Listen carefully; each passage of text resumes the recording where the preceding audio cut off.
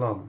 سطلانة بقت أيقونة للبطولة ال11 في النادي الأهلي. سطلانة كلنا، مش انت بس يا كابتن سيد، كلنا أول ما سمعناها مش فاهمين. أنا والله ما كنت أعرف الأغنية بجد والله، ما كنتش أعرف الأغنية، ولكن لما سمعناها من الواد طاهر ده، انت فاهم ازاي، بقت خلاص هي ده أيقونة البطولة.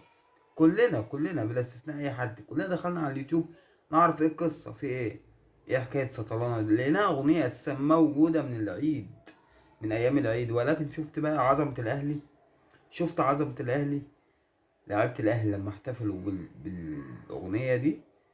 الأغنية بسم الله ما شاء الله ركبت الترند ومش ناوية تنزل. ليه؟ لأن احنا الأهلي. ليه؟ أكتر أكتر وأعظم جمهور في الدنيا في العالم النادي الأهلي، جمهور النادي الأهلي. ألف مليون مبروك على البطولة ال11.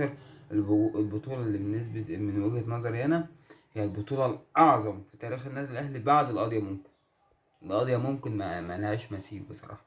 مفيش بطولة هتقدر تتخطاها، ولكن البطولة ال11 دي قريبة جدا برضو من قلبي.